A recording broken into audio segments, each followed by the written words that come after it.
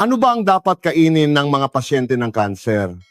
Sabi nila, hindi raw dapat kumain ng carbohydrates ang mga pasyente ng kanser. Sasabihin nila, Dok, hindi po ako kumakain ng kahit anong carbohydrates. Ngunit isa lang ang alam nila at hindi ang kabuuan. Kung ganoon, ano naman ang kinakain ng ating mga normal na selula para mabuhay? Madalas akong tanungin, ano ba ang paboritong pagkain ng cancer? Hindi naman natin masusukat kung gaano kalaki ang itutubo ng cancer pagkatapos kumain ng isang partikular na pagkain, hindi ba? Pero, sa paraang ito, musika posible. Magandang araw sa inyong lahat mga subscriber ng Siglang Ginto. Ako po si Dr. Andres Tan, isang doktor na 60 na taon nang kasama ng mga pasyente ng cancer sa isang cancer care hospital. Madalas akong tanungin, ano ba ang paboritong pagkain ng cancer? Sa isang salita, ito ay ang mga pagkain gusto rin natin. Kung ano ang hinahanap-hanap natin, iyon din ang hinahanap-hanap ng cancer. Sabi nila, hindi raw dapat kumain ng carbohydrates ang pasyente ng cancer. Tama po? Ang pagkain ng cancer cells ay carbohydrates. Ang carbohydrates sa salitang Chinese ay tinatawag na dang o asukal. Bakit asukal? Dahil ito ay masarap at matamis. Gustong-gusto rin iyan ng cancer cells. Ipapaliwanag ko kung bakit sinasabing masama ang carbohydrates. Kapag kumukuha ng PET scan, may ginagamit na dextrose drip. Ang laman ng dextrose drip na iyon ay glucose. Ngunit ang glucose na iyon ay nilagyan ng isang nuclear substance.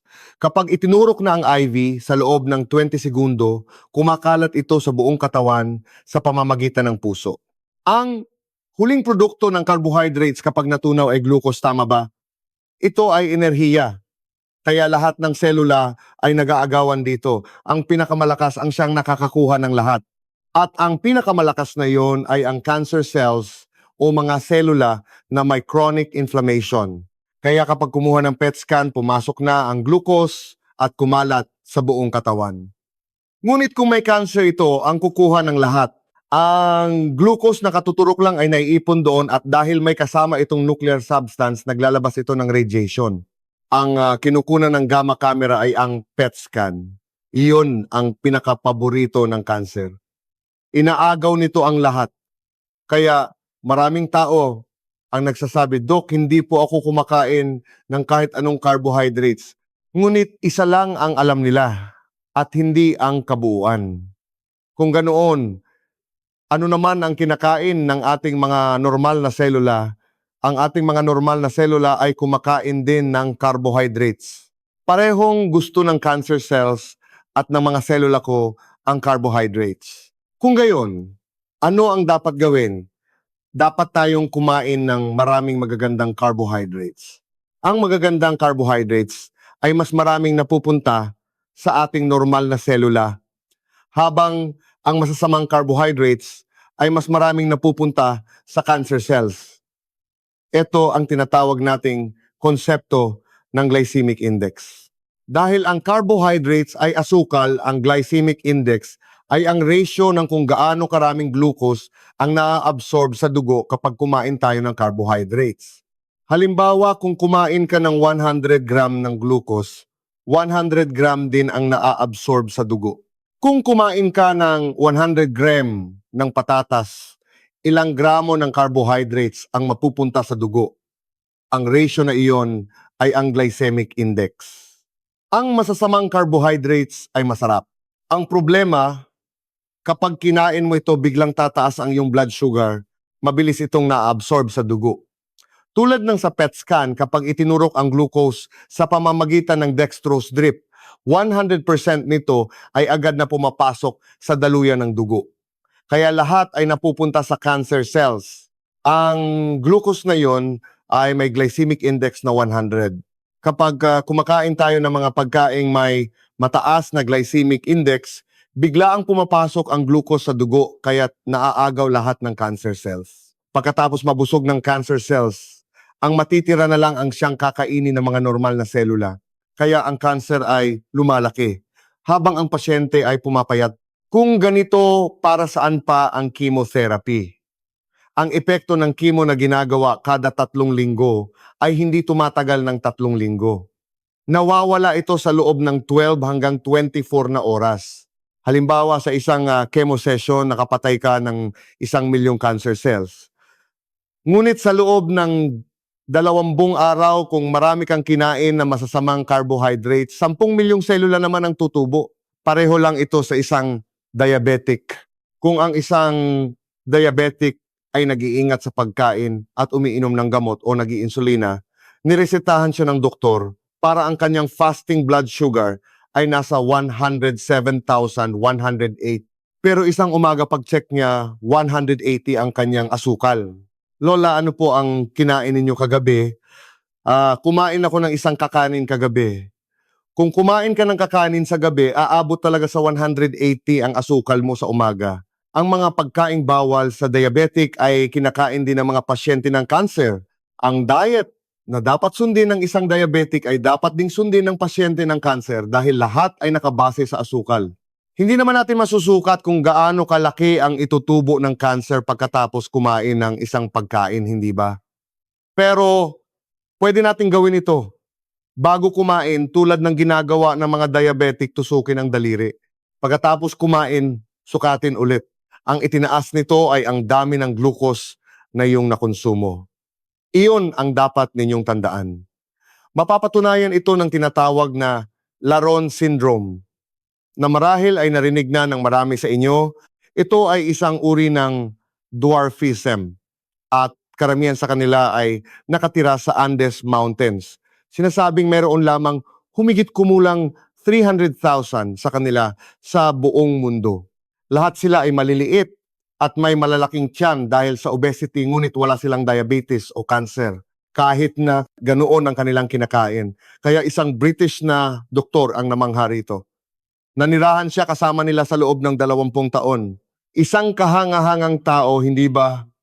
Pinag-aralan niya ito habang kasama sila. Nakita niya na ang mga taong ito ay may kakulangan sa growth hormone dahil sa isang chromosome abnormality. At ang growth hormone na iyon ay tinatawag na IGF-1.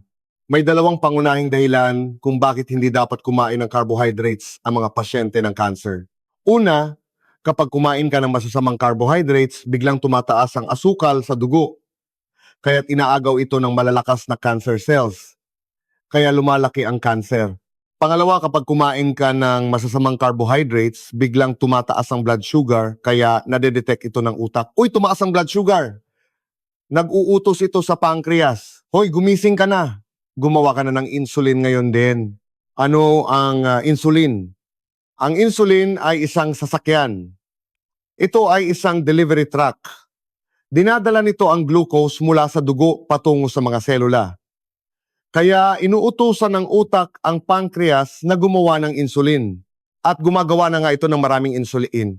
Ngunit kapag ang pancreas ay gumagawa ng insulin at inilalabas ito sa dugo, kasama nitong inilalabas ang IGF, one na sa Ingles ay insulin-like growth factor 1. Isang growth hormone na kamukha ng insulin. Bigla itong pumapasok sa daluyan ng dugo. Ano ang ginagawa nito?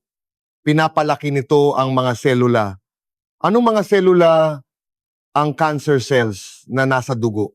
Kung marami kang kinain na masasamang carbohydrates na may mataas na glycemic index, hindi lang pagkain ang ibinigay mo sa cancer cells, kundi naglabas ka pa ng growth hormone na magpapalaki sa kanila. Kaya tuwang-tuwa ang cancer cells. Sa kabila ng hirap ng chemotherapy, tama bang kumain ng ganitong masasamang pagkain? Kaya paano tayo dapat kumain? Ang carbohydrates ay ang ating energy source, hindi ba? Kailangan nating bigyan ng maraming enerhiya ang ating normal na selula. Dapat tayong kumain ng marami. Ano? Maraming magagandang carbohydrates. Kailangan natin ng enerhiya para mapanatili ang temperatura ng ating katawan, para makalakad, para tumibok ang puso, para makakita ang mata at para makarinig ang tainga. Hindi lang cancer ang may gusto sa carbohydrates, kailangan ko rin ng carbohydrates para mabuhay. Kung gayon, kumain tayo ng magagandang carbohydrates Iyon ay ang mga pagkaing dahan-dahang nagpapataas ng blood sugar at dahan-dahan ding bumababa.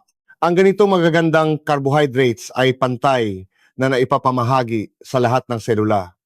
Ang masasamang carbohydrates naman ay nagdudulot ng biglaang pagtaas ng blood sugar. Ang biglaang pagtaas na yon ay unang-una napupunta sa cancer cells. Ang mga tira-tira na lang ang napupunta sa normal na selula. Magandang carbohydrates. Iyan ay mga gulay. Bakit gulay? 80% ng gulay ay dietary fiber. Dahil hindi tayo mga ruminant, hindi natin kayang tunawin ang dietary fiber para maging glucose, kaya't nananatili lang ito sa tiyan lumulobo at inilalabas bilang dumi. Ito ay napakaganda para sa mga obese at lalo na sa mga may constipation. Dahil nagbibigay ito ng pakiramdam ng kabusugan, hindi ka makakakain ng marami. Busog ka na, pero mababa ang calories. Kaya't perpekto ito para sa pagpapapayat. Mahalaga rin ang pagkakasunod-sunod ng pagkain. Tayo ay kumakain ng kanin, pagkatapos ay gulay o ulam, hindi ba? Pero sa Western style na pagkain, paano sila kumakain?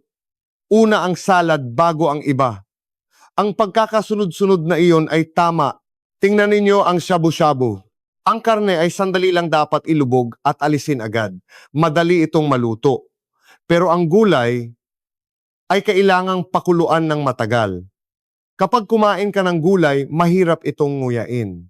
Pagkatapos nguyain, matagal itong matunaw sa tiyan at makarating sa bituka. Pagkatapos niyan, kung kakain tayo ng brown rice o nuts, magsasabay-sabay ang dating nila. Kung pagsasamahin mo ang isang pagkaing may glycemic index na 10 at isa na may 1, ang resulta ay hindi 5 kundi bababa sa 3 o 2. Kaya mahalaga rin ang pagkakasunod-sunod ng pagkain. Sa buod, huwag kumain ng masama. Huwag kumain ng masasamang carbohydrates na gusto ng cancer cells na nagpapalaki sa kanila at nagpo-promote ng kanilang paglago. Ano ang mga iyon? Puting kanin, harina. Huwag kainin ang mga iyan. Sunod, huwag kumain ng mga carcinogens na nagdudulot ng cancer. Mga processed meat, red meat, mga pagkaing may chemical additives, mga maalat. Huwag kainin ang mga iyan. Kung gayon, ano ang kakainin? Kumain ng maraming magagandang carbohydrates. Ano iyon? Gulay. Ang gulay ay hindi lang maganda para sa pagpapababa ng glycemic index at pagbibigay ng enerhiya, kundi naglalaman din ito ng coenzymes tulad ng vitamins at minerals na mahalaga para sa metabolismo ng selula. Saan iyan matatagpuan? Sa baka. Marami ba niyan sa manok? Nasa gulay iyan. Kaya kumain ng maraming gulay. Ang pasyente ng breast cancer ay kailangang magsikap para maiwasan ang pagbabalik nito. Ano ang dapat gawin? Isulat ninyo kung ano ang kaya ninyong gawin. Kung ano ang kinakain sa umaga, tanghali at gabi. Ang una nilang binabanggit madalas ay gatas na may pagmamalaki pa. Pagkatapos ay sasabihin ko, bakit bawal po ba ito? Madalas magtanong ang mga pasyente tungkol sa soy. Sinasabing hindi ito dapat kainin ng mga pasyente ng breast cancer dahil sa estrogen. Nagkaroon ng magkakaibang opinyon tungkol dito. Kung gayon, ano ang musika kakainin? Hindi lang sa ating bansa, kundi sa lahat ng bansang kasapi ng OECD ang breast cancer, ang may pinakamataas na incidence rate sa mga cancer sa kababaihan. Bakit nga ba sa mga cancer sa kababaihan, ang breast cancer, ang may pinakamataas na bilang, kung iisipin natin isa sa mga pinakamalaking dahilan, ay marahil dahil ang mga pasyente ay masigasig sa paggawa ng self-examination at nagpapakonsulta agad kapag may kaunting kakaiba, kaya't mas maaga itong natutuklasan. Pangalawa, sa medikal na aspeto, ang tanging napatunayang risk factor para sa breast cancer ay estrogen. Ang breast cancer ay isa sa ilang cancer na may kaugnayan sa hormones kasama ng ovarian cancer at prostate cancer. Kaya't ang mga cancer na ito ay may mga espesyal na pagkakaiba. Kapag ang estrogen ay nailabas at pumasok sa mga selula ng suso, pinasisigla nito ang mabilis na paghahati ng mga selula at mabilis din silang dumami. Dahil madalas ang cell division, mas mataas ang tsansa na magkaroon ng mutation. Kaya't mas madalas magkaroon ng cancer. At kapag pumasok ulit ang estrogen sa mga breast cancer cells, lalo pa nitong pinasisigla ang pagdami at paglaki nito. Kaya't lumalaki ang cancer. Kaya napakahalaga ng pamamahala sa estrogen. Kapag maraming estrogen ang nailalabas o matagal na na-expose sa estrogen, mas mataas ang tsansang magkaroon ng breast cancer.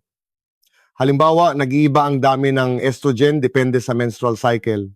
Sa panahon ngayon, mas maaga nang nagkakaroon ng regla ang mga kababaihan at mas huli na ring nagme-menopause. Dahil humahaba ang buhay, mas marami ang huling nagme-menopause. Kaya't sa buong buhay nila humahaba ang panahon ng exposure sa estrogen. Dahil dito, tumataas ang tsansa na magkaroon ng breast cancer. O kaya naman pagkatapos ng menopause, may mga sumasailalim sa hormone replacement therapy dahil sa matinding sintomas ng menopausal o climacteric syndrome. Dahil nagiging magaspang ang balat, hindi makatulog, bigla ang pag-init ng katawan at pananakit ng kasukasuan, marami ang umiinom ng female hormones para bumalik ang makinis na balat. Ngunit kung hindi naman sobrang hirap, hindi na masyadong ginagawa ang hormone replacement therapy ngayon. Kapag niresetahan ng female hormones, kailangan ninyong regular na i-check ang panganib ng breast cancer. Ang mga birth control pills ay maaari ring maging problema. Hindi lahat ng birth control pills ay nagpapataas ng panganib ng breast cancer.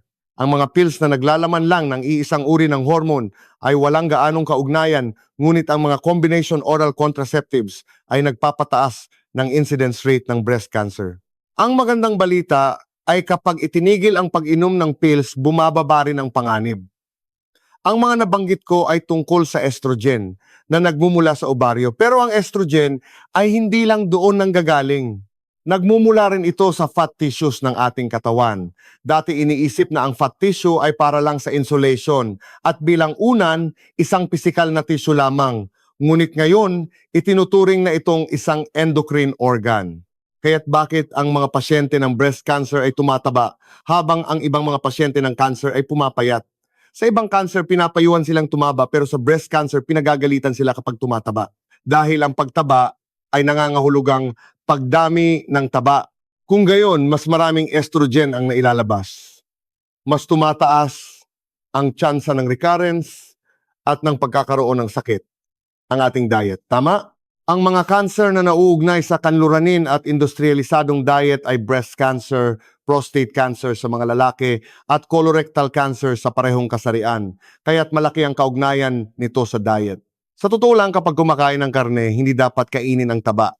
Dahil sa tao man o hayop, ang taba ay hindi lang isang endocrine organ na naglalabas ng estrogen, kundi isa ring basurahan. Ang mga bagay na hindi madaling mailabas ng katawan tulad ng heavy metals ay naiipon sa taba. Kaya kung maraming taba, nagiging imbakan ito ng heavy metals at carcinogens na nagpapataas ng panganib ng cancer. Bawasan ang calories. Bawasan ang animal-based foods. Kung gayon, ano ang kakainin? Ang mga pasyenteng dumarating sa aming ospital ay may sariling diet therapy, marami silang pinag-aralan at isinasagawa. Isulat ninyo kung ano ang kinakain ninyo. Sa umaga, tanghali, at gabi. Ang una nilang binabanggit madalas ay gatas na may pagmamalaki pa. Pagkatapos ay sasabihin ko, bakit bawal po ba ito? Sa lahat ng uri ng diet therapy, wala ni isa ang nagre-rekomenda ng pag-inom ng gatas. May dalawang pangunahing dahilan. Ano ang gatas? Ito ay para sa guya. Para mabilis itong lumaki sa maikling panahon, hindi ba? Pagkatapos lumaki ng guya, hindi na ito pinapainom. Kaya't ito ay isang produkto mula sa genes ng baka. Kung iinumin natin iyan, magkakaroon ng conflict sa genes ng tao. Tama ba? Dapat kainin ng tao ang para sa tao. Pangalawa, gaano karaming growth hormone ang nasa loob niyan? Dapat may growth hormone para ang guya ay mabilis na lumaki araw-araw. Kung iinumin natin iyan sa edad kong ito, ano ang lalaki sa akin? Ang atay ko ba? Ang pancreas ko ba? Ang suso ba ng mga babae? Ang normal na selula ay hindi lalaki. Ano ang lalaki? Ang cancer cells, ang kakain yan at lalaki araw-araw. Kaya't ang gatas nung bata pa ako at kapos sa pagkain, kailangan itong inumin para makuha ang lahat ng nutrisyon at calories. Pero ngayon, napakaraming magagandang pagkain, bakit iyan pa ang iinumin? Kaya't ang gatas ay hindi isang inirekomendang pagkain. At dahil dyan, ano pa ang mga dairy products na gawa sa gatas? Hindi rin namin iyan inirekomenda. Tulad ng keso butter at iba pa. Hindi talaga iyan mainam. Madalas magtanong ang mga pasyente tungkol sa soy at nagkaroon ng magkakaibang opinyon tungkol dito. Sinasabing hindi ito dapat kainin ng mga pasyente ng breast cancer dahil sa estrogen. Marami ang nagsasabi niyan. Ngunit ang nasa soy ay magandang estrogen. Kaya kung ang magandang estrogen na ito ay didikit sa mga estrogen receptor sa mga selula ng suso, mawawalan na ng lugar ang masamang estrogen na nagpapalaki at nagdudulot ng kanser. Kaya't ito ay isang paraan ng preemptive prevention. Ang magandang estrogen mula sa soy ay lubos na inirekomenda sa lahat ng pasyente ng cancer, lalo na sa mga may breast cancer. Soy milk, napakaganda niyan, di ba? Ngunit may isang problema. Nasubukan nyo na bang gumawa ng soy milk sa bahay sa mga pasyenteng dumarating sa aming ospital? Bago ko pa man itanong, nakasulat na sa kanilang diet plan ang soy water o soy milk. Saan nyo po nabili ang soy milk na ito? Ay hindi po dapat binibili iyan. Ginagawa po sa bahay, marami ang sumasagot ng ganyan. Kapag gumawa ka ng soy milk sa bahay, dahil ang soy ay may bini. Naamoy ang soy milk ay may bini na amoy at hindi masarap. Pero ang soy milk na nabibili sa tindahan, anong lasa? Napakasarap sa panlasa, hindi ba? Matamis. Kaya't ang matamis at masarap na soy milk na yon ay puno ng additives, kaya't hindi dapat inumin. May mga makina na ngayon na gumagawa ng soy milk, pwedeng gumawa ng soy water at soy milk. Kaya't ang paggawa ng soy milk sa bahay ay isang napakagandang mapagkukunan ng plant-based protein at magandang estrogen. At lubos kong inirekomenda ito lalo na sa mga pasyente ng breast cancer. Tokwa kailangan itong kainin. Sa mga diet plan, walang hindi kasama ang tokwa. Lahat ay may tokwa. Ang soy water ay nasa 80% ng mga plano at ang soy milk ay nasa 60%. Pinapabawas natin ang animal protein, di ba? Kaya saan kukunin ang protina, karamihan ay mula sa soy. Ngunit kung ang soy mismo ang kakainin, may mga allergen sa balat nito. May mga taong nagsasabi, wala naman po akong allergy sa soy. Hindi ang allergy na nakikita sa labas, kundi ang allergy sa loob ng bituka. Pagkatapos mong kumain, okay ang panlabas mo, pero ang lining ng tiyan, esophagus, small at large intestines mo ay namumula dahil sa allergy. Ano ang mangyayari? Ang pagkaing pinaghirapan mong ihanda at kainin ay hindi ma-absorb, kaya't mas mainam ang mga processed soy products kaysa sa pagkain ng soy mismo. Ang mga balat ng nuts ay karaniwang may maraming allergens. Ang soy din ay may maraming allergens sa balat, kaya't kung kakainin ito ng buo tulad ng ginagawa ng mga nanay natin, noon ibababad muna ito sa tubig pagkatapos ay babalutin sa basang tela. Kung kakainin ang soy ng buo, ibabad ito sa tubig sa loob ng 24 na oras. Pagkatapos para alisin ang toxins, balutin ito sa basang tela sa loob ng 12 oras para masigurado bago kainin. O kaya naman i-ferment o i-process ang soy para maging tokwa nato Cheonggukjang fermented soybean paste, soy water o soy milk. Kailangan ninyong kumain ng marami nito. Dahil kahit na may maraming protina sa brown rice, kailangan natin kumuha ng maraming protina mula sa mga produktong gawa sa soy. Sa mga taong mahigpit sa kanilang diet, pinapakain namin sila ng tokwa isang beses sa isang araw. Sa totoo lang, mahigpit naming nililimitahan ang mantika. Sa mga plant-based oils, ang flaxseed oil ay isang napakagandang langis. At mayroon din tayong perilla oil. Ang perilla oil ay isang napakagandang langis. Ngunit hindi dapat ito gawin sa tradisyonal na paraan na sinusunog at pinipiga. Dapat ay cold-pressed perilla oil. Ngayon maraming nabibiling cold-pressed perilla oil online at sa mga tindahan at lahat ng langis. Kapag binuksan ang takip, pumapasok ang oxygen at nagiging ranso ito. Kaya't mayroon na ring mga nabibili na single-use packs. Kaya sa mga langis, plant-based oils lang ang dapat kainin. Mga pagkaing maaaring magdulot ng breast cancer. Partikular na sa breast cancer, sinasabing hindi dapat kumain ng high-fat, high-calorie na pagkain. Dahil kung kumain ka ng high-fat, high-calorie na pagkain at hindi ka nag-ehersisyo, tataba ka, dadami ang taba mo. At ang taba ay naglalabas ng estrogen. Ang estrogen ay nagpapasigla sa mga natitirang cancer cells at magkakaroon ng recurrence. Kaya't bawasan ang high-fat, high-calorie foods at magkaroon ng regular na ehersisyo para makontrol ang timbang. Kung babawasan ang high-fat, high-calorie animal-based foods, ano ang dapat kainin? Isang malusog na plant-based diet, hindi ba? Kumain ng green leafy vegetables. Naglalaman ito ng iba't ibang vitamins, minerals, phytochemicals at antioxidants. Natural na yan, hindi ba? Kumain din ng brown rice. Naglalaman ito ng plant-based protein at hindi tulad ng puting kanin, pinapababa nito ang glycemic index. At para sa mga pasyente ng breast cancer, maaari nating idagdag ang soy. Kumain ng maraming processed o fermented soy products. Sabi ng mga pasyente, may sipon po ako, bigyan niyo po ako ng vitamin C. May high blood po ako, pwede po ba vitamin C? Sobrang pagod ko po, bigyan niyo ako ng vitamin C. Pasyente po ako ng cancer, ayaw ko po mag-chemo, gusto ko po vitamin C na lang para gumaling. Gumagaling ba ang cancer sa vitamin C? Naiinis talaga ako. Bilang dating pangulo ng isang samahan sa pananaliksik ng vitamin C para sa cancer, kailangan ko nang sabihin ang totoo ng objektibo, musika. Bilang dating pangulo ng isang samahan sa pananaliksik ng vitamin C para sa cancer noong mga 2010, may isang ospital sa Amerika na tinatawag na Riordan Clinic na gumagamot ng mga pasyente ng cancer gamit ang vitamin C. Isang Korean na doktor na nag-aral doon ang gustong ipakilala ito sa Korea. Kaya't 7 kaming mga doktor ang nagtatag ng Vitamin C Cancer Research Society para gamutin ang mga pasyente ng cancer gamit ang vitamin C. Iyon ang simula ng paggamot ng cancer gamit ang vitamin C sa aming bansa. Ako at ang mga opisyal ng aming samahan ay nagsikap ng husto para ipaalam ang mga benepisyo ng vitamin C.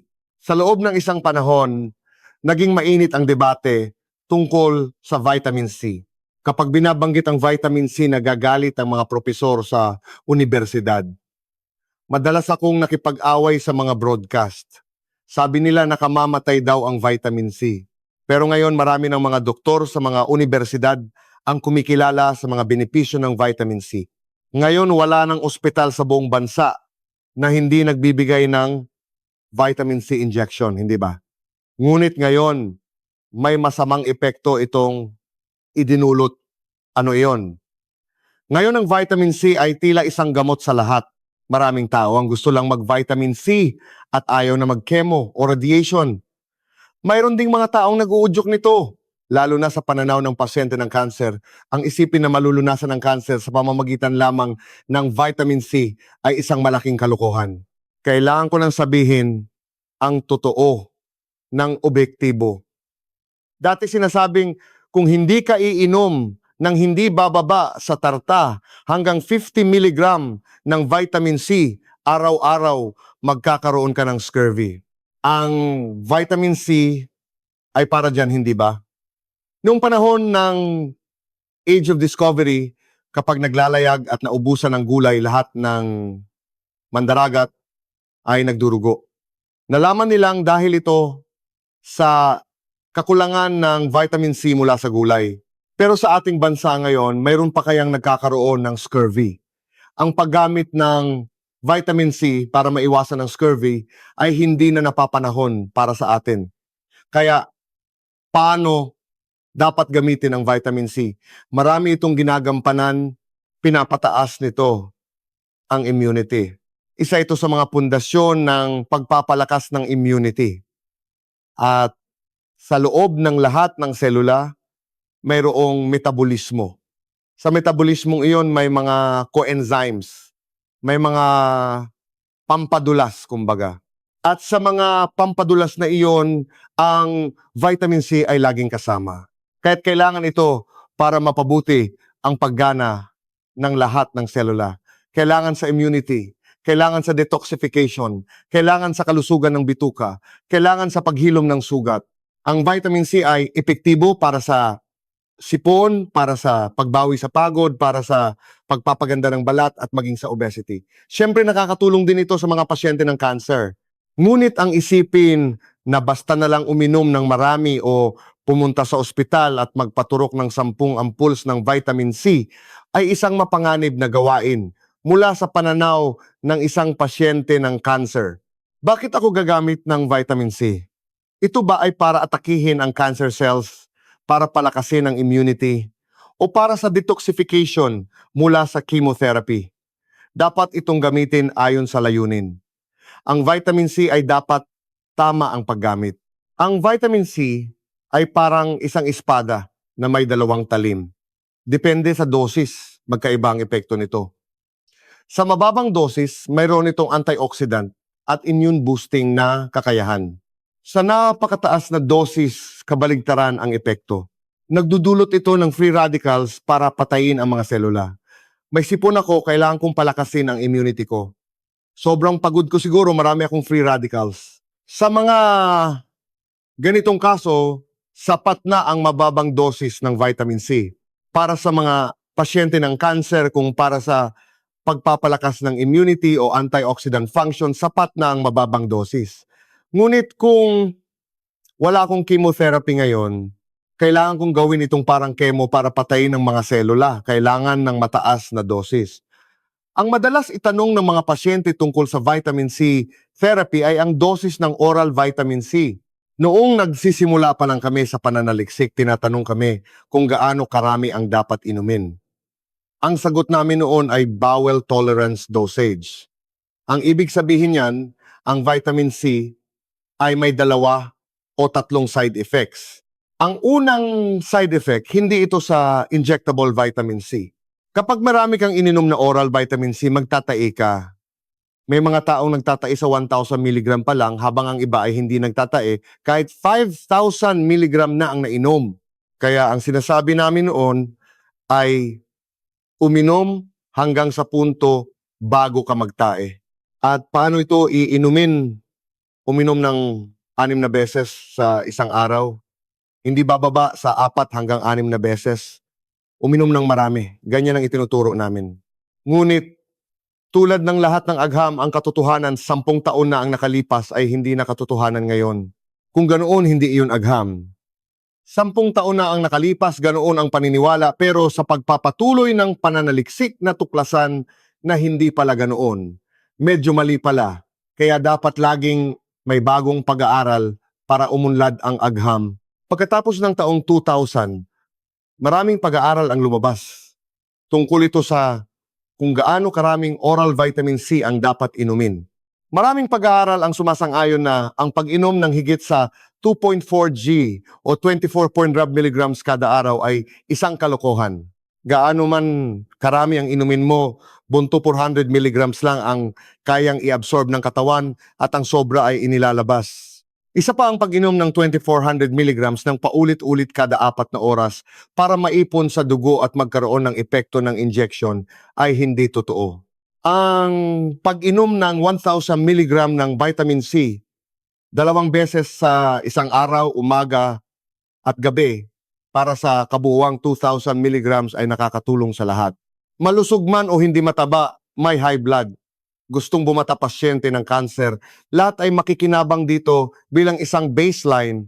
Ngunit ang isipin na ang pag-inom ng marami ay magpapataas ng konsentrasyon ng vitamin C sa dugo at magpapalakas ng epekto ay isang maling akala. Gaano man karami ang inumin natin, hindi hihigit sa 2,000 mg ang kayang i-absorb ng ating katawan. Ang sobra ay itinatapon lang. Tungkol sa dosis, nung sinubukan nila itong gamitin sa paggamot sa isang sikat na cancer center, ang MD Anderson sa Houston, nagpasya silang magsagawa ng clinical trial. Inisip nila na kung iinom ng 1,000 mg ng vitamin C ang isang tao, mamamatay ito. Kaya't iyon ang kanilang sinubukan. Ang phase 1 ng clinical trial ay para tingnan ang toxicity. Mamamatay ba sila sa 1,000 milligrams? Nakakatawa ngayon, hindi ba? Ang mga tableta sa botika ay 1,000 milligrams. Ang resulta ay wala itong epekto. Garbage in, garbage out, ika nga. Dahil mali ang datos na ipinasok mali rin ang resulta ng pag-aaral. Para tingnan ang epekto nito sa cancer, 1,000 milligram na oral form ang ginamit, hindi injection. Kaya't natural na wala itong epekto. Mali ang premise. Tulad ng lahat ng pagkain, gamot at vitamin C, kapag uminom tayo ng 1,000 milligrams, mga 20 hanggang 25% lang ang napupunta sa dugo. Kahit uminom ng 1,000 milligrams, ang konsentrasyon sa dugo ay nasa 200 hanggang 250 milligrams lang. Ang ganitong konsentrasyon ay sapat lang para sa antioxidant effect na pumapatay ng free radicals o para sa pagpapalakas ng immunity at pangkalahatang kalusugan. May mga pasyente ng cancer na gumagamit ng vitamin C bilang kapalit ng chemotherapy. Ito ay dapat ibigay sa pamamagitan ng intravenous IV drip pagkatapos ng operasyon at chemotherapy para maiwasan ang recurrence. Ang paggamit ng high-dose vitamin C ay may medical na basehan. Ang chemotherapy ay conventional medicine habang ang vitamin C ay complementary and alternative medicine CAM. Ang terminong ito ay klasifikasyon ng National Institutes of Health NIH sa Amerika. Ngunit ang hindi pagpapaopera, hindi pag-check chemo at pag-asa lang sa vitamin C ay isang kalokohan. Ang mekanismo ng chemotherapy at vitamin C sa pag-atake sa cancer cells ay pareho lumilikha sila ng free radicals para sirain at patayin ang mga selula. Ngunit may pagkakaiba sa tindi. Ang chemotherapy at radiation therapy ay lumilikha ng napakaraming free radicals na direktang sumisira sa cancer cells. Ang vitamin C naman ay hindi ganoon kalakas. Hindi nito direktang sinisira at pinapatay ang cancer cells, ngunit pumapasok ito sa loob ng cancer cells at pinipigilan ang paglikha ng maraming enerhiya sa panahon ng metabolismo, kaya't nagiging mahina ang mga ito. Kung pag-uusapan ang chemotherapy at vitamin C sa paggamot ng cancer, mayroon silang magkatulad na mekanismo, ngunit ang tindi ng kanilang epekto ay magkaiba. Kung gayon, bakit paggagamit ng vitamin C kung may chemotherapy? Ang chemotherapy ay lumilikha ng napakaraming free radicals na direktang sumisira sa mga selula. Ang problema, inaatake rin ito ang mga normal na selula. Kaya't hindi ito maaaring gawin araw-araw o habang buhay. Sa kabilang banda, ang vitamin C ay lumilikha ng hydrogen peroxide at free radicals para atakihin ang cancer cells. Ngunit ang tindi ng atake nito ay mas mahina kaysa sa chemotherapy. Kung paghahambingin ang kakayahan ng chemo at vitamin C na pumatay ng cancer, alin ang mas malakas? Siyempre ang chemotherapy. Ang chemo ay parang missile. Nagpapakawala ito ng mga missile. Ang vitamin C naman ay parang pistola lang. Ngunit ang problema, kapag pumasok ang free radicals na gawa ng vitamin C sa mga normal na selula, ginagawa itong tubig muli sa pamamagitan ng hydrolysis. Kaya't hindi ito nakakaapekto sa mga normal na selula. Sa madaling salita, ito ay isang uri ng targeted therapy na umaatake lamang sa cancer cells. Mayroon itong ganitong kalamangan. Kaya't maaari itong ibigay araw-araw, maaari itong ibigay habang buhay. Ngunit ang kahinaan nito ay hindi nito matatalo ang tindi ng chemotherapy. Kung gayon, ano ang dapat nating gawin? Bilang mga pasyente, maaari nating pagsamahin ang magagandang katangian ng bawat isa. Gawin ang chemotherapy at vitamin C, pagsamahin sila ng maayos. Sa paggamot lang ng universidad ako magtitiwala. Hindi rin yan isang matalinong desisyon. Ano ka ba? Masisira ang immunity ko sa chemo. Vitamin C lang ang gagawin ko. Isa rin iyang kahangalan. Marami ang dumarating sa ospital na nasa malubhang kalagayan na. Kung epektibo pa ang chemotherapy, hindi na ito kailangan. Ngunit kung wala ng chemotherapy na magagamit o naging resistant, na maaari itong subukan at maging ang mga batang propesor sa mga universidad ay sinusubukan na rin gumamit ng vitamin C therapy. Ngunit sa mga universidad, hindi ito posible dahil sa sistema. Kailangang itakda ng maayos ang layunin. Bakit ako nagpapaturok o umiinom ng vitamin C? Ang pag-inom ng isang tableta ng vitamin C araw-araw para gumaling sa cancer o ang pagpapaturok ng vitamin C bilang kapalit ng chemo ay maling mga layunin. Habang sumasailalim sa chemotherapy, dapat gamitin ang vitamin C para sa detoxification. Kung sinabi ng universidad na wala ng chemotherapy na magagamit o naging resistant na at kailangang pigilan ang paglaki ng cancer cells gamit ang vitamin C. Iba ang paraan, dosis at iba pa. Napakaraming dapat pag-usapan tungkol sa vitamin C. Kaya't nagpatakbo pa ako ng isang samahan. Sa hinaharap maglalaan ako ng oras para talakayin ng detalyado ang vitamin C. Ano ang isa sa mga pinakamadalas na pinag-aawayan ng pasyente at ng kanilang tagapag-alaga? Ang problema sa pagkain. Ang mga anak at manugang ay nagdadala ng mga masusustansyang pagkain. Ngunit hindi ito makain ng pasyente dahil nahihiya sa anak, kakainin niya ito at pagkatapos ay isusuka sa mga hindi sumasailalim sa chemotherapy at sa mga sumasailalim dito, iba ang reseta. Kung hindi lang basta pampalusog na pagkain ang ibibigay, kundi gagawing isang diet therapy, malaki ang pagkakaiba ng kanilang prognosis. Sa 20 taon kong karanasan, masasabi ko ito ng may kumpiyansa, musika. Kapag nalaman ng mga pasyente na may cancer sila, medyo matagal bago nila ito matanggap. Pagkatapos matanggap, ang unang ginagawa ay ang pagbabago ng diet. Sa paggawa ng diet therapy, iba ang reseta para sa mga hindi sumasailalim sa chemo at sa mga sumasailalim dito. At kahit sa mga nagche-chemo, marami rin ang walang partikular na problema. Sila at ang mga kailangang humiga ng 4 hanggang 5 araw pagkatapos ng chemo ay dapat may magkaibang diet. Halimbawa, kung ang isang pasyente ay hindi makakain ng 1 linggo, tuwing nagche-chemo ang prioridad sa kanilang diet therapy ay ang pagbibigay ng sapat na calories at nutrisyon. Sa panahong iyon, kailangang luwagan ang mga pagkaing ipinagbabawal. Kung sa panahong iyon ay puro detox soup at salad lang ang kakainin, malaking problema iyon. Kailangan nilang kumain ng kaunting animal-based foods dahil habang ginagabayan ko ang mga pasyente sa diet therapy, regular akong nagsasagawa ng blood tests at ang pinakamahalaga para sa akin ay ang kanilang cholesterol level. Halos 90% ng cholesterol ay ginagawa sa ating atay. At bagamat iniisip nating masama ang cholesterol dahil sa high cholesterol para sa mga pasyente ng cancer, ito ay lubhang kailangan. Kailangan ng cholesterol para makagawa ng bile na tumutulong sa pagtunaw ng pagkain at para makagawa ng steroid hormones na nagpapanatili ng ating lakas sa mga kritikal na sitwasyon.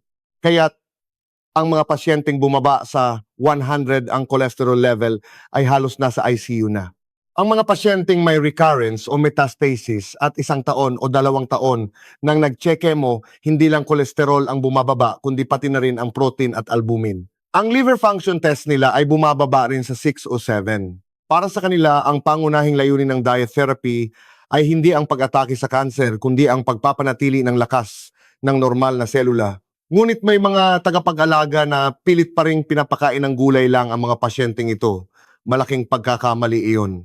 Ang pinakamainam ay kung makukuha ang lahat ng nutrisyon kasama na ang protina mula sa plant-based sources. Iyon ang best case scenario. Para magawa iyon, kailangan mong kumain ng 7 hanggang 9 na kilo ng gulay araw-araw. Ngunit mas maraming pasyente ng cancer ang hindi ito kaya.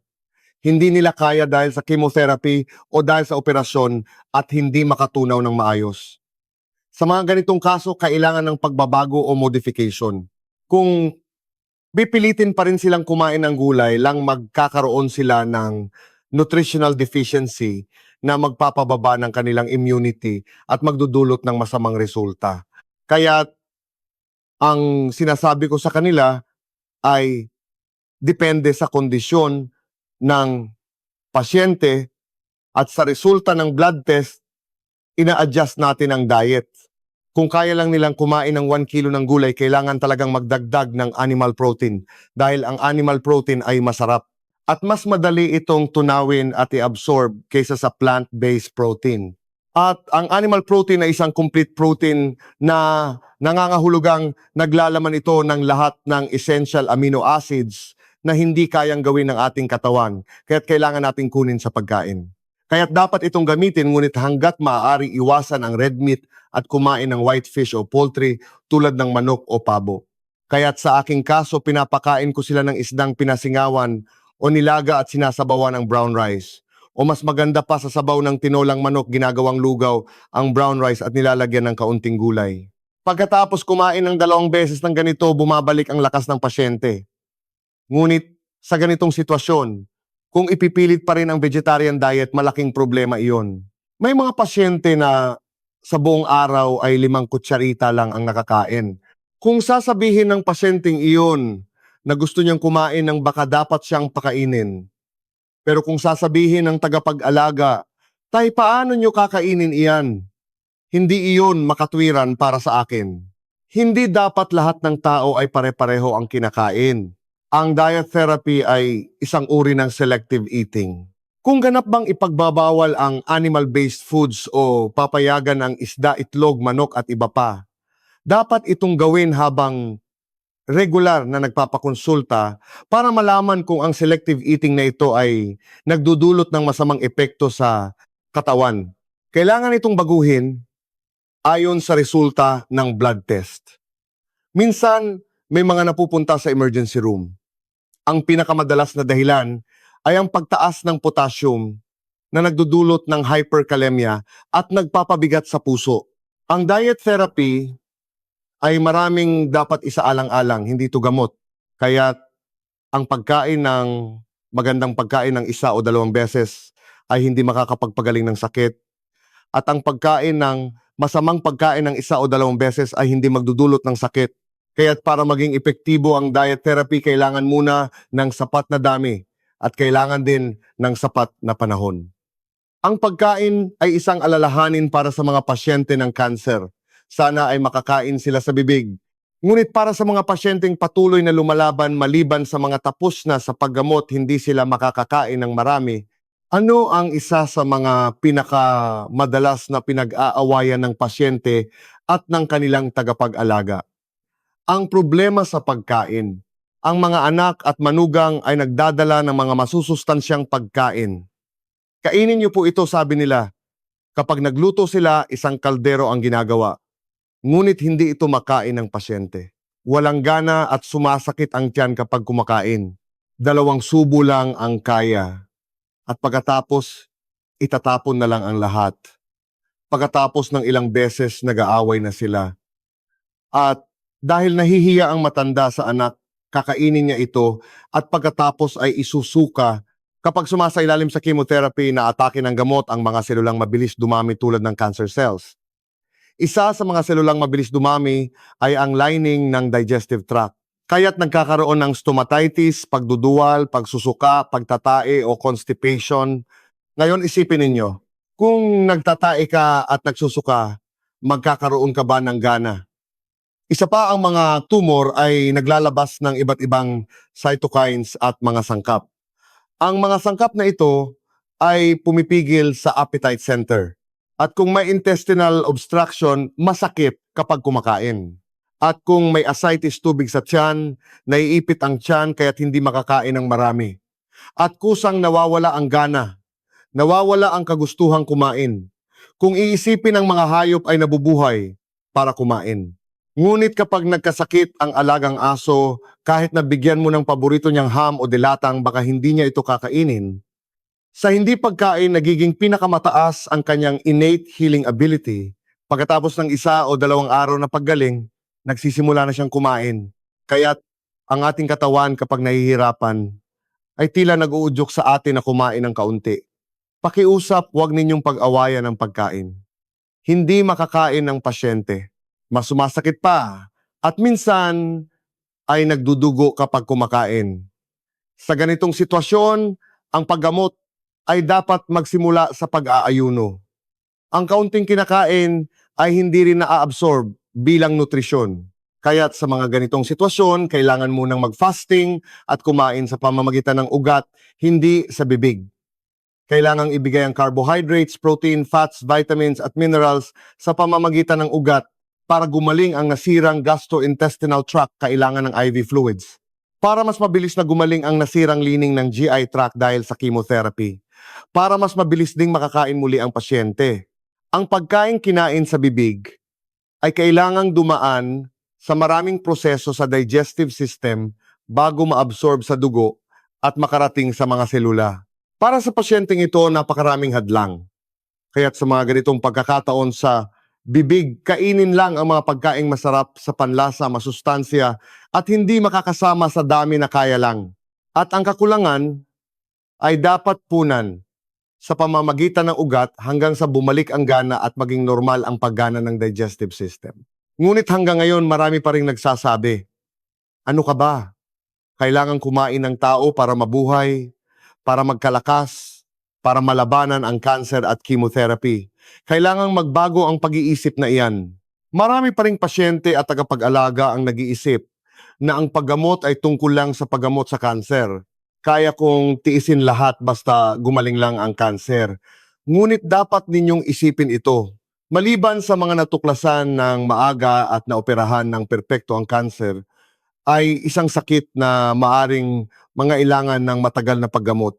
Kung may recurrence o metastasis, maaaring kailanganin itong kasama habang buhay tulad ng high blood o diabetes.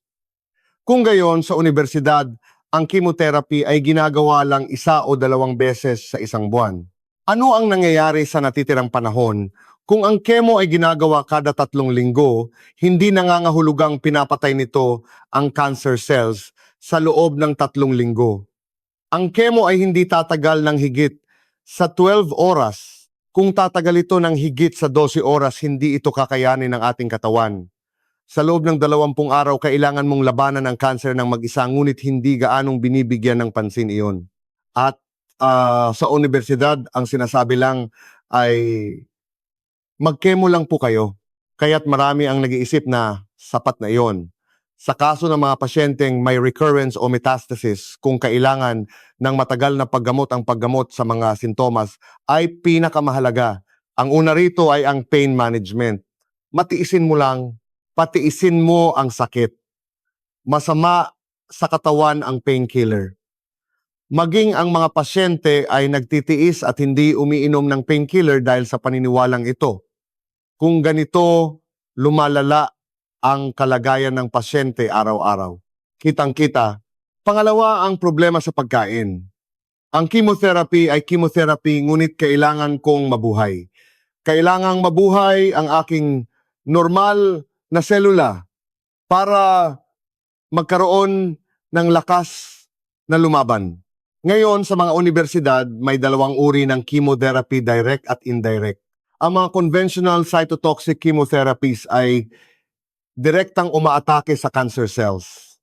Siyempre, hindi rin nila kayang atakihin ang 100% ng cancer cells. Karaniwan ay mga 10% lang ang kanilang naaabot, ngunit sa paggawa nito, ang mga normal na selula ay nagkakagulo, hindi makakain, sumasakit, namamanhid ang kamay at paa, nalalagas ang buhok at iba pa. Ngunit ngayon, mayroon ng indirect chemotherapy. Ito ang mga immune checkpoint inhibitors, tulad ng Keytruda Opdivo Yervoy. Ano ang mga ito? Inaatake nila ang mga bagay na umaatake sa mga immune cells na dapat ay umaatake sa cancer cells. Pinapagana nito ang ating mga immune cells para labanan ang cancer. Kung gayon ang pagkain ng maayos ay isang uri rin ng indirect chemotherapy, hindi ba? Ang pagkain ng maayos para tumaas ang immunity, ma-detoxify ang chemotherapy, at tumaas ang antioxidant levels, ngunit hindi sila makakain. Kung gayon, dapat itong ibigay sa pamamagitan ng IV. Kailangang iturok ang mga amino acids at lipids na nagbibigay ng enerhiya, mga vitamins at minerals na nagpapabilis ng metabolismo ng selula, at mga antioxidants para sa detoxification. Bakit hindi nila iniisip iyon? Bakit nila iniisip na kailangan lang mag-chemo, tiisin ang sakit at tiisin ang hindi pagkain? Siyempre, maliban sa mga natuklasan ng maaga, sa 20 taon kong karanasan ang mga pasyenteng nagtitiwala lang sa chemotherapy kumpara sa mga gumagawa ng chemotherapy, habang gumagawa rin ng naaangkop na diet therapy, hindi lang basta pampalusog na pagkain, kundi isang tunay na diet therapy na inireseta ng isang eksperto at pinupunan ang kakulangan sa pagkain sa pamamagitan ng IV, ay dapat may sariling statistics. Malaki ang pagkakaiba ng kanilang prognosis. Sa 20 taong kong karanasan, masasabi ko ito ng may kumpiyansa, musika. Kung kaya nilang kumain ng kahit ano at normal ang kanilang lakas, pinapakain ko sila ng gulay sa iba't ibang paraan araw-araw. Tayo ay mga omnivore na kumakain ng kaunting animal-based at kaunting plant-based foods. Ngunit kung dahil sa isang layunin ay nagpasya tayong huwag kainin ng animal-based, kailangan natin kumain ng plant-based foods na hindi lang gulay kundi pati na rin grains, prutas at iba pa. Kapag gumagawa ng diet therapy ang mga tao ay nakatuon lang sa mga sangkap. Ano ang maganda para sa cancer? Ano ang maganda para sa lung cancer? Ano ang maganda para sa sakit na ito? Mahalaga rin iyon, ngunit ang mas mahalaga ay kung paano mo bubuuin ang buong plano ng diet therapy. Una, dapat may kasamang root vegetables. Kailangan kumain ng iba't ibang uri ng plant-based ingredients. Hindi lahat ng nutrisyon ay nasa isang uri lang ng gulay. Ang nasa spinach ay maaring wala sa carrots at ang nasa carrots ay maaring wala sa bawang. Kaya kapag kumakain ng plant-based diet, ang unang kondisyon ay kailangan mong kumain ng iba't ibang uri ng pagkain. Kung spinach lang ang kakainin mo sa loob ng 1 taon o carrots lang, tiyak na magkakaroon ka ng nutritional deficiency. Pangalawa, kailangan mong kumain ng buo. Kailangan kainin ng buong pagkain. Kaya't kailangan mong kumain ng brown rice na hindi binalatan. Gusto ko talaga ng tinapay. Kung gayon kumain ng kaunting whole wheat bread at mga root vegetables na may balat, kailangan mong gawin ng whole food diet na ito. Sunod ang paraan para mapababa ang glycemic index. May nagsasabi, maganda po ba ang patatas? Napakataas ng glycemic index ng patatas. Kumakain po ako ng carrots. Napakataas din ng GI ng carrots. Ngunit walang isang pagkain na mayaman sa nutrisyon, mababa ang GI, madaling tunawin at nakakatugon sa lahat ng pangangailangan. Ang pagpapababa ng glycemic index ay hindi lang tungkol sa pagpili ng pagkain. Ang brown rice ay may mataas na GI. Ang carrots din.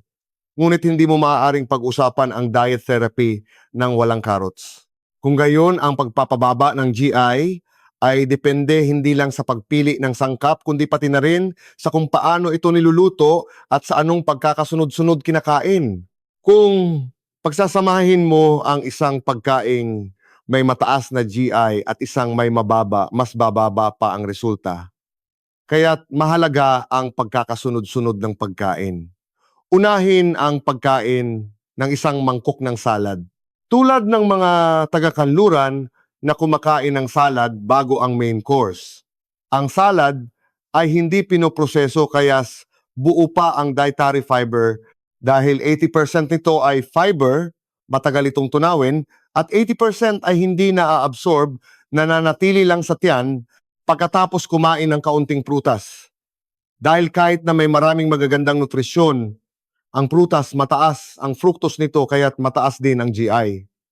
Kaya't kapag kinain mo ito, pagkatapos ng gulay, naghahalo sila.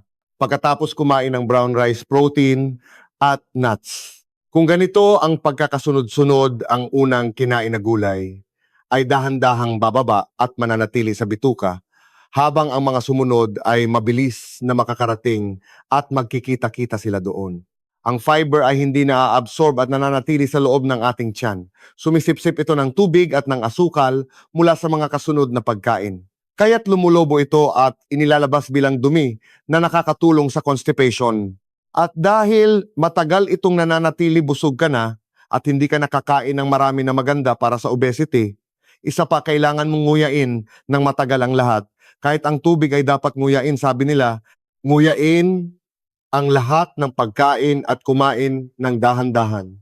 Kung ganito ang gagawin mo, hindi ka magkakaproblema sa glycemic index at hindi ka magkakaroon ng nutritional deficiency at hindi ka manghihina dahil sa kakulangan ng calories. Tumataas ang ating timbang at nagkakaroon tayo ng lakas hindi dahil sa protina. Ito ay dahil lamang sa carbohydrates. Ang carbohydrates ang nagpapataba dahil ang ating energy source o calories ay mula sa carbohydrates. Kaya't nung uso ang Atkins diet, hindi ka tumataba kahit puro karne ang kainin mo. Dahil hindi ito ginagamit bilang energy source. Para tumaas ang ating calories, magkalakas at maging masigla, kailangan nating kumain ng maraming carbohydrates. Alam na nating lahat kung ano ang dapat kainin. Sa palengke, maraming green vegetables. Marami ring root vegetables. Maraming berries. Maraming iba't ibang pagkain kaya't pumili lang ayon sa panahon. Ang mahalaga ay kumain ng iba't ibang uri. Para maging epektibo ang diet therapy, una kailangan ng sapat na dami. Ang animal-based food ay kahit kaunti lang ay sapat na, ngunit ang plant-based food ay kailangang doblehin o triplehin. Ngunit karamihan sa mga tao kapag nagda-diet, inaalis ang animal-based food, ngunit ang kinakain nilang plant-based food ay kasing dami lang ng dati. Sa unang 1 o 2 buwan, bababa ang timbang, mawawala ang fatty liver, bababa ang high cholesterol, at gaganda ang lahat. Gagaan ang pakiramdam at gaganda ang balat. Ngunit kung gagawin mo ito ng 6 na buwan o 1 taon, ano ang mangyayari? Mawawalan ng sundalo ang ating katawan para labanan ang sakit. Kaya't para makakain ng maraming gulay, hindi lang salad, kundi pati na ring mga side dish, inihaw, pinasingawan o nilaga. Ang isang paraan ay ang paggawa ng Hippocrates Detox Soup. Ngunit ang pinakamahusay na paraan para makakuha ng maraming gulay ay ang pag-alis sa 80% na hindi natutunaw na fiber bago kainin. Iyon ay ang pag-juice nito. Paano kung puro ganito lang ang kakainin ko? Halimbawa, kumain ka ng salad, uminom ng juice, kumain ng Hippocrates soup, kumain ng inihaw, pinasinggawan nilaga, kumain ng brown rice at iba pa. Kung susundin mo ang lahat ng iyan, alam mo ba kung gaano karaming calories ang makukuha mo? Aabot sa 2,500 hanggang 3,000 calories. Sobra sa calories iyon. Kaya't maaari kang tumaba, kaya't pinapayuhan namin silang mag-ehersisyo. At para pabilisin ang metabolismo ng selula, pinapainom namin sila ng thyroid extract. Sapat na nutrisyon at calories ang nakukuha nag-ehersisyo para hindi tumaba at pinapabilis ang metabolismo. Kaya't kung gagawin ng tama ang diet therapy, hindi bababa ang calories, enerhiya, lakas o immunity. Kahit na may nakakatakot na diagnosis ng cancer, may mga taong nagkaroon ng napakagandang resulta. Meron silang mga partikular na katangian. Musika. Ang dahilan kung bakit ko tinahak ang landas na ito ay dahil sa aking ama na mga 25 taon na ang nakalipas ay nagkaroon ng esophageal cancer. Sa universidad, operasyon at radiation lang ang ginawa at tapos na. Dok, naging matagumpay po ang operasyon ng tatay ninyo. Salamat po.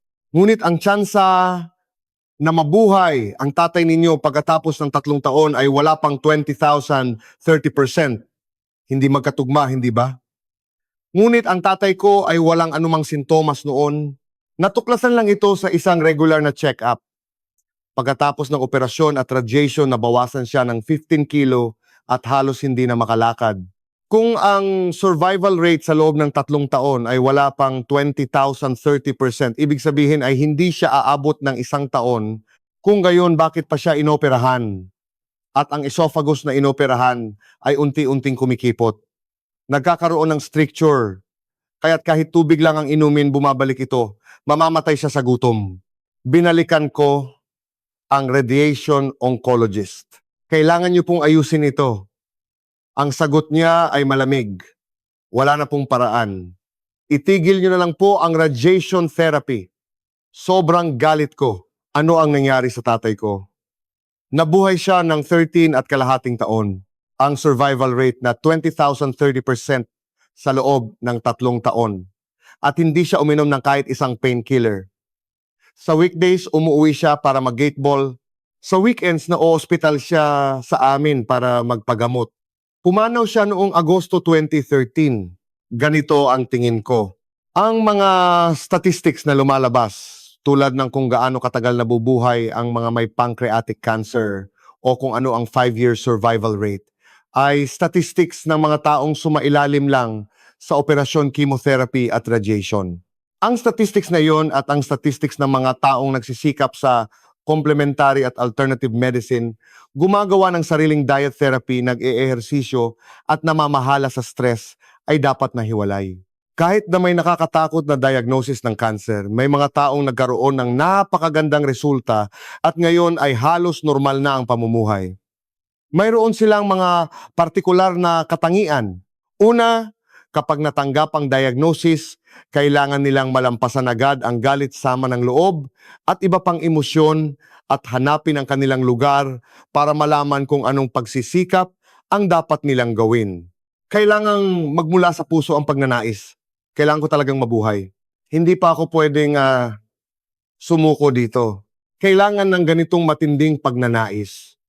Hindi ka basta-basta nakalutang sa isang malawak na kapatagan o sa gitna ng karagatan. Nasaan ka ba talaga? Ano ang iyong coordinates?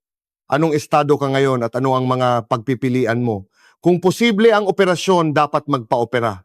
Kung posible ang chemo, dapat gawin. Kung posible ang radiation, dapat gawin. 3 lang iyan, ano pa ang aalisin mo? Kung may 100, pwede kang mag-alis ng 3.